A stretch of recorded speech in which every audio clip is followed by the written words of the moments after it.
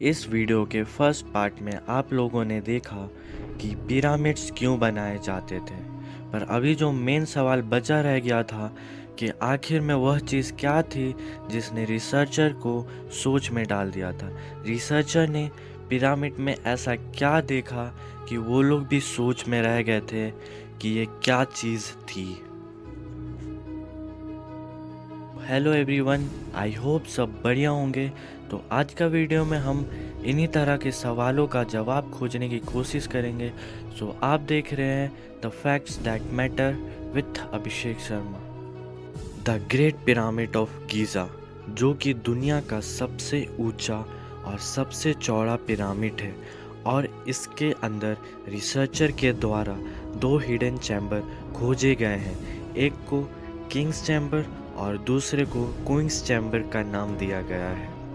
जब रिसर्चर की टीम पहली बार पिरामिड्स के अंदर गई तो उन्होंने वो देखा जो किसी ने कभी सोची ना होगी। उनको 4500 साल पहले बनाया गया ग्रेनाइट का एक ताबूत मिला, जो कि अंदर से बिल्कुल खाली था। पर रिसर्चर को ये नहीं समझ आ रहा था कि इतने छोटे से सुराग से इतना बड़ा ताबूत अंदर कैसे लाया गया। आखिर में कुछ सालों की रिसर्च के बाद पता चला कि पहले किंग्स चैम्बर अंदर से बनाई गई थी। उसी टाइम यह ग्रेनाइट की ताबूत रखी गई थी और उसके बाद चैम्बर को सील करके यह छोटा सा सुराग छोड़ा गया था। आर्कियोलॉजिस्ट के द्वारा बहुत सारे राजों का पर्दाफाश किया जा चुका था, लेकिन कुछ ऐसे राज थे जो उन्हें अभी भी तंग कर रहे थे। 60 लाख टन से भी ज़्यादा वजनी 23 लाख पत्थरों से बना सिर्फ एक पिरामिड्स और उनके अंदर सीक्रेट चैम्बर का आखिर कोई तो मकसद होगा। रिसर्चर का मानना था कि सिर्फ मम्मी को दफनाने के लिए इतना तामझाम नहीं किया जा सकता, बल्कि इन पिरामिड्स का कोई और भी खास मकसद था। आखिर में वह कौन लोग थे जिन्होंने पिरामिड्स बनाने का इतना मुश्किल चैलेंज कंप्लीट किया, वो भी बिना किसी टेक्नोलॉजी के। ये एक ऐसा सवाल था जिसके बारे में आज तक किसी को भी पता नहीं चला। किसी ने बोला उन गुलामों से करवाए जाते थे जो खुद इजिप्शियन नहीं थे, और उन गुलामों से ज़ोर ज़बरदस्ती इतने वज़न उठवाए जाते थे और भी मुश्किल काम करवाए जाते थे।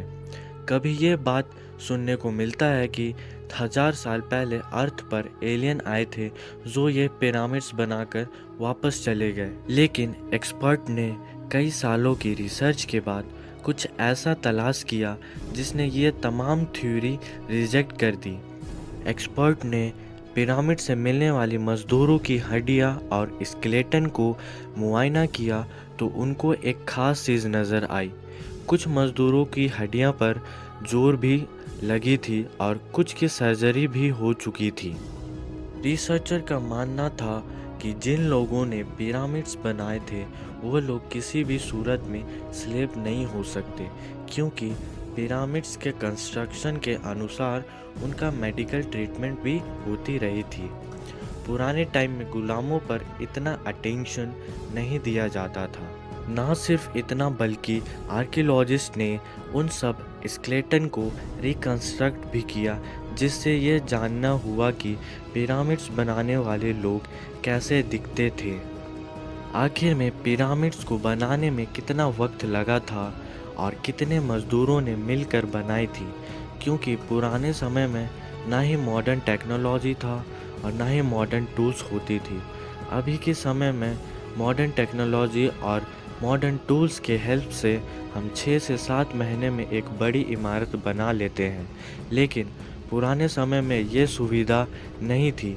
तो कैसे और कितने समय में पिरामिड्स बनाते थे? हिस्ट्री से ये मालूम हुआ कि पिरामिड्स को बनाने में एक ही वक्त में कम से कम 1000 वर्कर की मदद ली जाती थी और कम से कम 5 या 10 सालों में एक पिरामिड्स बनाई जाती थी।